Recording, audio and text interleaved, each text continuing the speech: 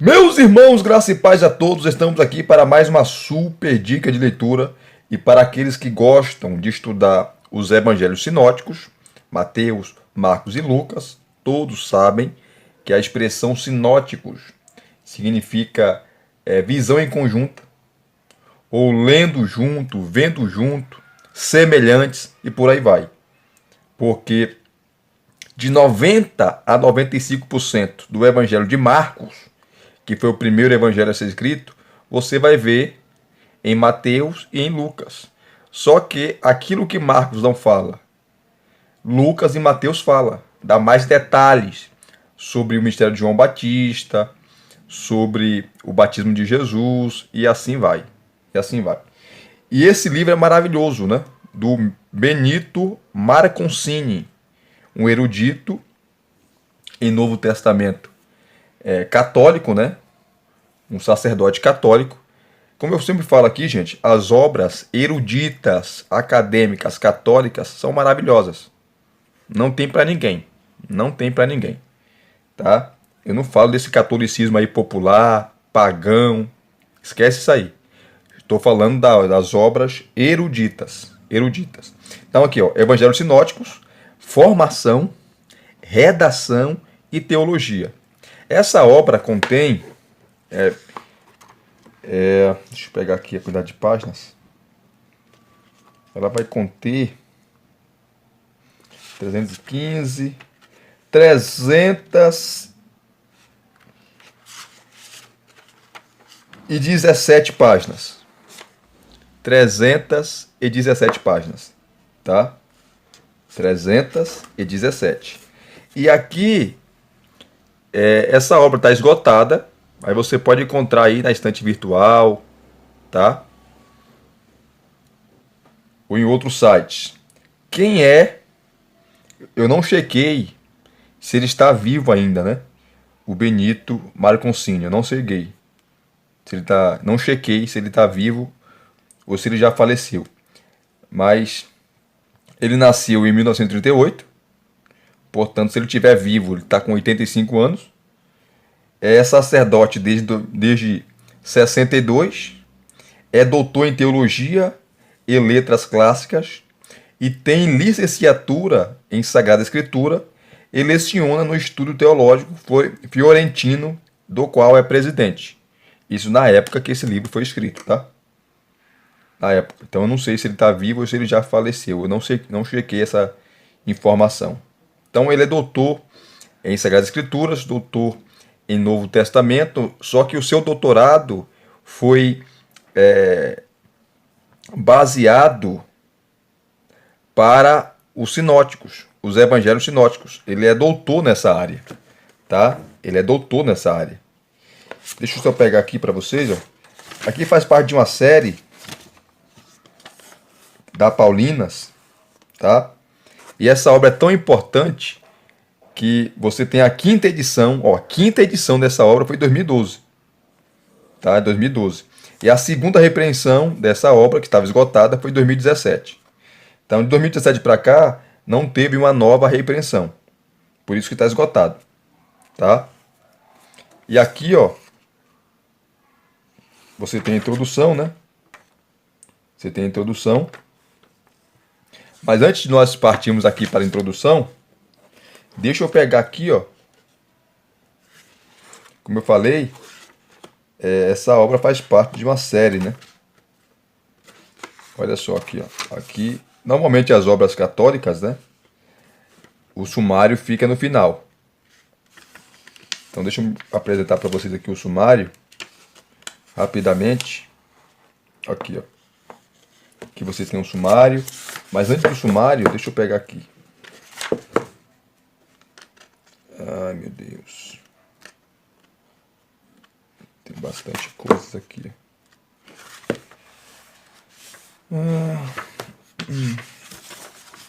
Acabando. A última página que ele vai comentar sobre os evangelhos é 295. Depois disso, você começa com o índice bíblico. Vocês estão vendo aí o índice bíblico, passagens bíblicas, né? Deixa eu correr por causa do tempo aqui, porque o tempo ruge, né? Depois você tem um índice onomástico. Por exemplo, Agostinho, Santo Agostinho. Eu vou na página 10, página 21, página 67, 119, 217. Você vai ler sobre Agostinho. Tá? Então aqui está em ordem alfabética, né? Os nomes. E você, ó, o Imperador Calígula, ele cita aqui. Você vai na página 42. Tá? Deixa eu correr aqui, ó.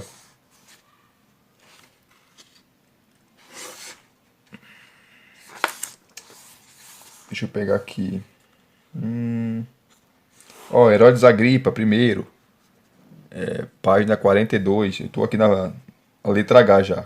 Herodes Antipas. Aí você tem o nome e o número da página, tá? Para ficar mais fácil. E aqui você tem um sumário. O sumário começa o sentido de duas palavras, tá? E o livro é dividido em partes. Você tem duas partes principais. A primeira parte, ele vai trabalhar com a formação dos evangelhos, nesse caso, sinóticos. E para aqueles que não sabem, ele trata aqui sobre o problema sinótico também. Qualquer introdução ao Novo Testamento, você vai ver isso, que é um problema insolúvel. Por exemplo, as datas, tá? Qual o ano que foi escrito o Evangelho de Marcos, de Mateus e de Lucas? Aí, meu irmão, não tem consenso na academia. Não tem consenso. As narrativas, como por exemplo, por que Mateus fala de 2 endemoniados gadarenos e Lucas e Marcos falam só de um? Então, nós nunca iremos saber. Outra coisa sobre o problema sinótico. As fontes. Quais foram as fontes que eles usaram? Nós sabemos que Mateus e Lucas usou Marcos como fonte. Mas só que eles usaram outras fontes. Aí tem a fonte que ele fala, tá? E outras fontes, e por aí vai. O debate é longo, né? É longo na academia. Então, quando se fala de evangelhos sinóticos, tá? Não há consenso. Há um consenso na academia que o primeiro evangelho a ser escrito foi Marcos. Há um consenso aí. Tem uns que discordam, mas no geral eles concordam. E que Mateus e Lucas usaram Marcos como fonte. Isso é um consenso. Agora, os outros pontos, todos são debatidos. Então, a primeira parte ele trabalha com a formação dos evangelhos. Ele começa tratando sobre a história da interpretação, tá? Em relação à igreja primitiva, né? Sobre os evangelhos autênticos e fidedignos. Depois ele vai falar entre os séculos 19 e 20. E fala um pouquinho do Jesus histórico, né? Ele fala aqui, ó, dessa primeira parte. Depois ele vai falar da geografia, momento histórico, a geografia da Palestina. Aqui ele vai trabalhar mais o contexto cultural e histórico no qual os evangelhos foram escritos. Então, o momento histórico, a geografia da Palestina, a situação socioeconômica, política e os critérios para chegar a Jesus. Depois, você tem o momento da tradição. Você pode pausar o vídeo aí para você ler, para eu ganhar tempo aqui. Depois você tem o momento redacional, a redação, a escrita desses evangelhos. Lembrando que os canônicos são 4, né? Mas tem vários evangelhos, como o de Tomé, como o evangelho de Pedro, o evangelho de Paulo, e por aí vai. Tá? E por aí vai. São chamados aí pseudepígrafos, porque Paulo não escreveu o evangelho, Tomé não escreveu nenhum evangelho, Pedro não escreveu o evangelho também, mas alguém colocou o nome de Pedro, de Paulo, de Tomé para dar credibilidade, autenticidade, por aí vai. Então aqui ele continua, que é a primeira parte, né? A segunda parte ele vai trabalhar os evangelhos segundo Marcos, Mateus e Lucas. Então ele faz uma introdução a cada um dos 3, dos sinóticos, tá? O primeiro, de Marcos, Marcos como autor, lembrando que ele fala aqui, é verdade, é a tradição da igreja que coloca Marcos como autor, Lucas como autor e Mateus como autor, porque os escritores não colocaram seus nomes. Tá? E como nós sabemos disso? Que foi eles que escreveram por meio dos pais da igreja. Tá? Aí entra a tradição. Aí vem o Evangelho segundo Marcos, a comunidade de Marcos, que qual ele escreveu, a dimensão literária e a teologia. Depois o Evangelho segundo Mateus, o apóstolo Mateus como autor, ele coloca uma interrogação aqui, ó. A comunidade de Mateus, a dimensão literária e a teologia. Depois ele vai trabalhar o Evangelho segundo Lucas. Lucas como autor, quem é Lucas e fazia o quê? Ele era médico, pai, por aí vai. A comunidade de Lucas, a dimensão literária, a teologia de Lucas, do Evangelho. E a terceira parte, tá? Eu falei em duas partes, né? Mas esqueci que são três. Três partes. E a terceira parte, ele vai trabalhar agora a teologia. Lembrando que ele vai trabalhar aqui, ó, a formação, a redação e a teologia. E a terceira parte é a teologia. Tá? Quais são, tá, as teologias, como se dizia assim, que estão ali espalhados nos sinóticos? Aí você tem o reino de Deus, tá, que é o tema presente ali nos evangelhos sinóticos, principalmente as parábolas, as ilustrações do reino de Deus que Jesus fala contando parábolas, tá? Que é o reino de Deus, ó. Depois, como eu falei para você, as parábolas que ele conta, tá? Parábola ou alegoria. Ele vai explicar aqui o conceito de parábola. Você pode estar lendo também aí os subtópicos, né? Depois o milagre, tá? Jesus nos sinóticos opera bastante milagres. Depois a paixão e a morte. Ele vai falar que Marcos, ele fala da dramaticidade dos fatos. Mateus, a abertura para a esperança. E Lucas, um testemunho confiante. E depois a ressurreição. Um olhar sobre o conjunto de textos. Existem as provas da ressurreição? 4 termos bíblicos para explicar a ressurreição. E aqui ele conclui na página 289. Então é maravilhoso, é um livrinho assim, ó, amei. Para você que quer dar aula, para você que quer ensinar sobre os sinóticos, para você que quer dar um estudo sobre os sinóticos, esse livro é maravilhoso. Maravilhoso. E vamos aqui pegar quem já me conhece e sabe, né? Eu sempre gosto de pegar um capítulo, uma parte, para dar uma pincelada. Tá? Deixa eu pegar aqui. Todos os capítulos e as partes são importantes. Deixa eu pegar aqui a segunda parte. Olha, o Evangelho segundo Marcos. Aí você vem na página 89. 89. Tá aqui, ó. Evangelho segundo Marcos. Olha só. Ele começa falando, ó, com Marcos a pregação torna-se narrativa e atende à pregação. As diversas tradições recebem unidade e alinhamento. Por séculos, o Evangelho de Marcos tem sido como o parente pobre. A desordem ressaltada por Papias, dos pais da igreja, que é ele que fala que Marcos escreveu o Evangelho e ele recebeu de Pedro. Ele foi um intérprete de Pedro. Tá? E ele estava em Roma com Pedro, ele ouviu de Pedro os relatos e escreveu. Mas ele escreveu não em ordem. Tá? Ele foi ouvindo e foi escrevendo, segundo o relato de Papias. A pressuposta incompletude preenchida com o acréscimo de Marcos, capítulo 16, de 9 a 20.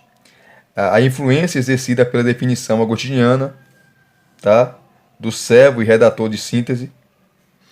Uma síntese subserviente de Mateus, fizeram-no tornar-se de tal modo esquecido que o lecionário festivo em vigor até o Vaticano II, a ele recorria apenas 4 vezes.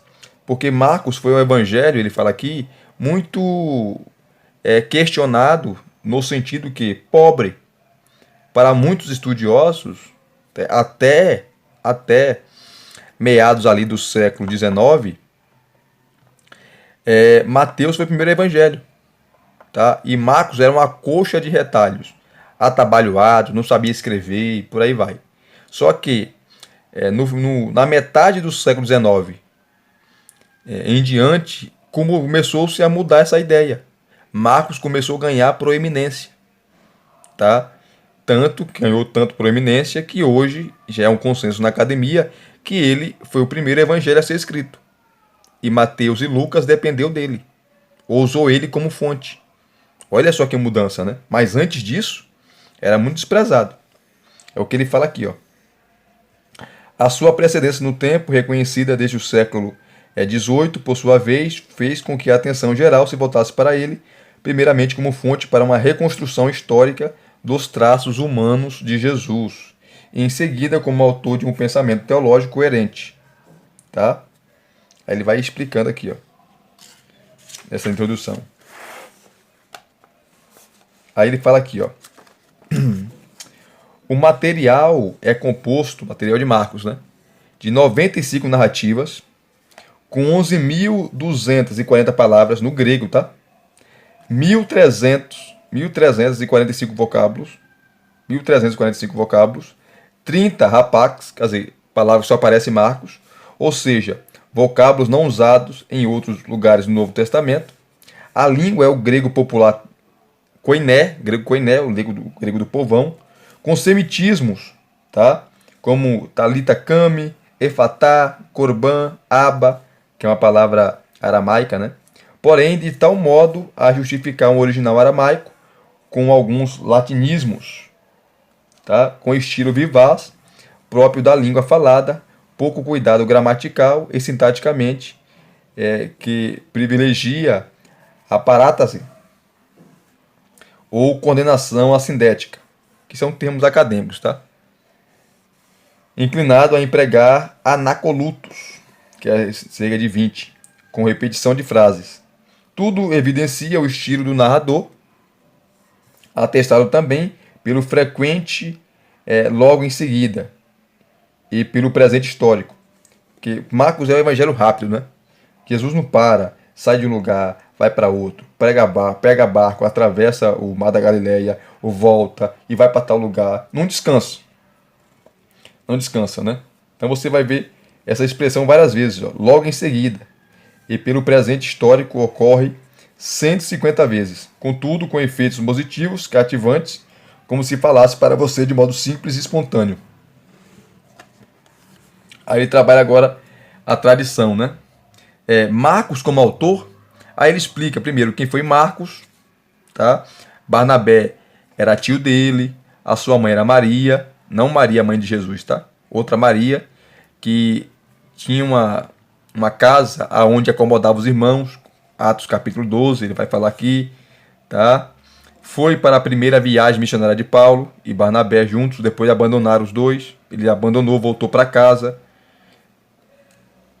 Aí ele vai explicando quem é esse Marcos, tá? E por que a tradição fala que foi ele que foi o autor desse evangelho. Aqui você vai ter também, ó, várias notinhas de rodapé, tá? Maravilhosa. Lembrando que o Benito Marconcini é em italiano, né? Então esse livro foi lançado em italiano.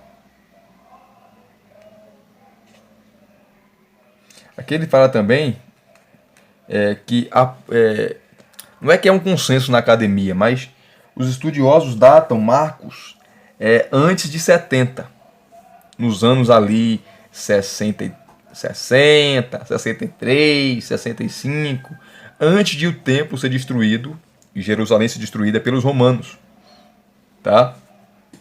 Ele fala aqui. Isso é uma hipótese, tá, gente?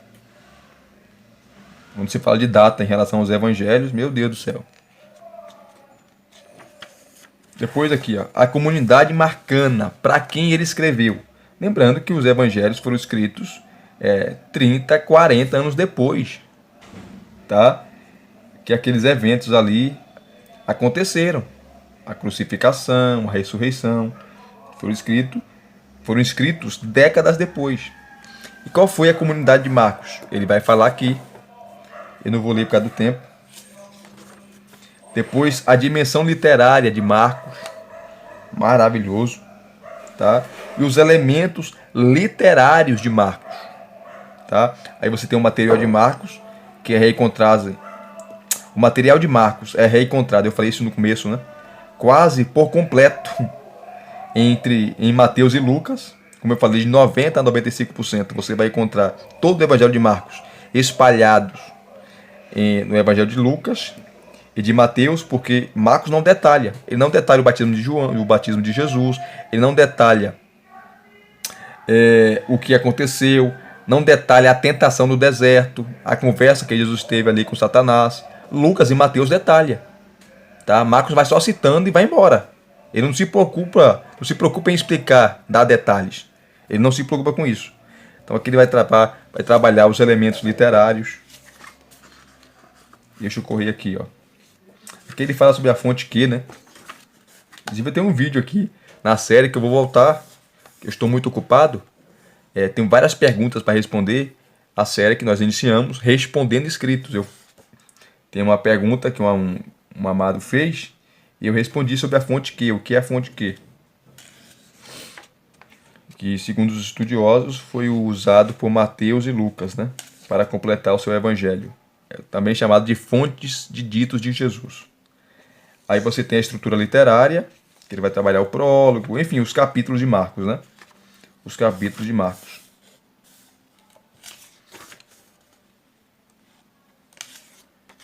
Sempre aqui as notinhas de rodapé, né? Que são maravilhosas. Essas notinhas aqui, ó, de rodapé. Aí ele vai falar da teologia de Marcos, tá? Aí ele fala que, por exemplo, a cruz como epifania do Filho de Deus, é o tema teológico em Marcos.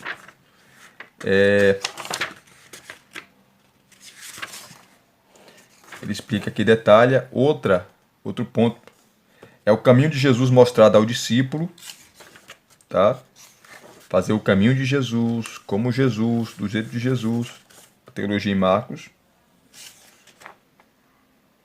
Que Jesus é servo.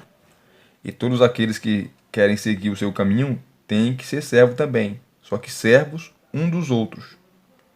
Tá? Ele fala que aquele que quer ser grande no reino dele tem que ser servo de todos. Como estamos distantes dessas realidades, né? Do Evangelho. Aí, acabando, ele vem aqui para falar, vai falar agora do Evangelho segundo Mateus. Tá? Ele começa a dar uma pequena síntese. O apóstolo Mateus, como autor, testemunhos antigos da igreja. E aqui é maravilhoso que ele vai citar os pais da igreja, gente. Tá? Que falam que foi Mateus que escreveu o Evangelho. Por isso que você vai abrir a sua Bíblia e está lá, Evangelho segundo Mateus. Aí quando você começa a ler, não tem o nome do autor, não tem um nome. Porque é a tradição da igreja, nós seguimos a tradição da igreja.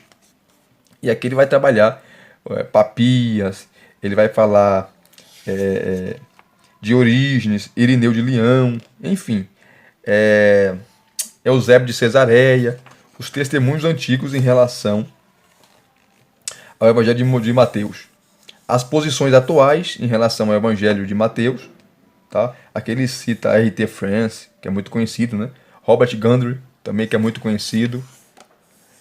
A.T. Robson, que foi um dos maiores eruditos no grego e do Novo Testamento, tá? Sobre o Evangelho de Mateus. Vai citar aqui Walter Clark e entre outros grandes teólogos, né? A comunidade de Mateus, lembrando que ele escreveu para uma comunidade judaica, né? Judaica demonstrando que Jesus era o Messias. Deixa eu correr aqui por causa do tempo. A dimensão literária da obra, tá? As características do primeiro evangelho. Aqui ele vai falar de quê, né?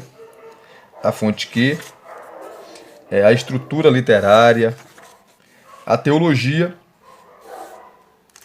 do Evangelho de Mateus, o núcleo do pensamento de Mateus, como ele desenvolve a sua teologia, o Sermão do Monte, né, ou da montanha, as passagens principais, tá? Que ele vai falar aqui, ó, o discípulo perfeito aí ele vai falar das bem-aventuranças.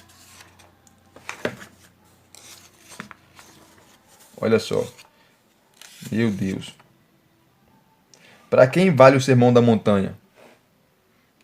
Uma pergunta. Aí ele vai expondo.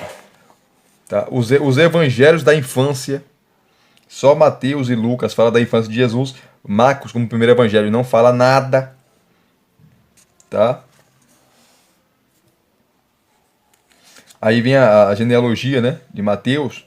Ele vai falar do significado dos 42 nomes e por que ele usa o número 40. Mateus era judeu, né? Isso tem uma simbologia também. As gerações até Jesus, né? Ele explica aqui a infância em 5 momentos. Que dá até uma pregação, né? O anúncio de José.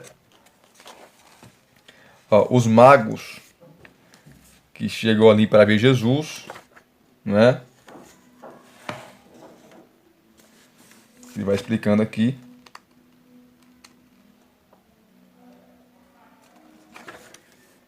Acaba, vem o terceiro evangelho, o evangelho segundo Lucas, que é a mesmo esquema, né?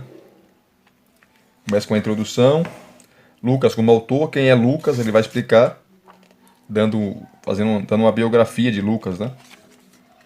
Depois a comunidade para quem ele escreveu, a dimensão literária, a composição literária do evangelho.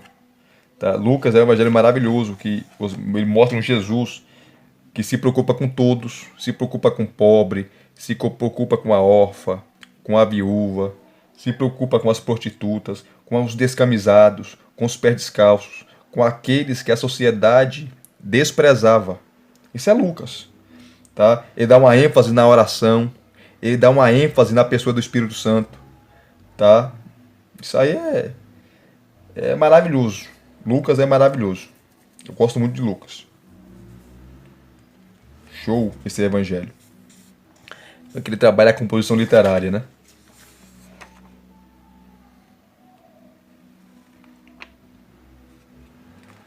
Lucas também fala muito da necessidade da conversão, tá? Do arrependimento, da fé. Depois você pega aqui a estrutura literária do evangelho de Lucas, onde ele vai trabalhar os capítulos, né? Depois a teologia lucana. A teologia lucana, tá? A salvação no dia a dia.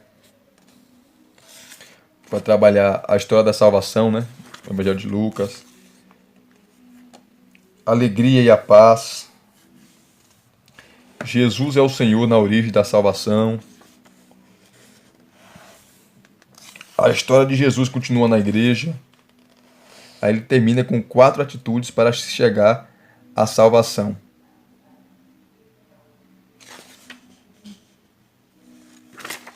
A primeira é a escuta da palavra pelo anúncio. A segunda é o desapego dos bens terrenos. Lucas fala isso, né? No seu evangelho. A terceira é a oração. A oração. E a quarta, rumo à cruz e à glória. Aqui ele vai trabalhar um pouquinho sobre os evangelhos da infância, tá? Que está em Mateus e Lucas. Só que Lucas dá muito mais detalhes que Mateus, tá? Qual foi a fonte que Lucas usou para falar do nascimento de Jesus? É isso que os estudiosos debatem, né? Por isso que entra o problema sinótico. Quadros paralelos, as 2 anunciações e os 2 nascimentos. Maravilhoso. O nascimento de João Batista e o nascimento de Jesus, que Lucas narra. O mistério do menino e da mãe, está aqui, ó. O cântico de Maria. A mensagem proclamada.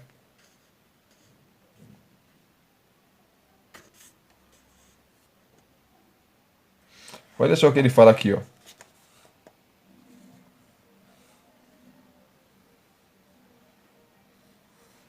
Ele vai falar aqui sobre Maria, né? Eu não vou ler por causa do tempo, tá, gente? Mas eu ia ler aqui, mas não vou ler por causa do tempo. Ó, a mensagem proclamada e fato atestado, tá? E por aí vai. A terceira parte ele vai trabalhar a teologia.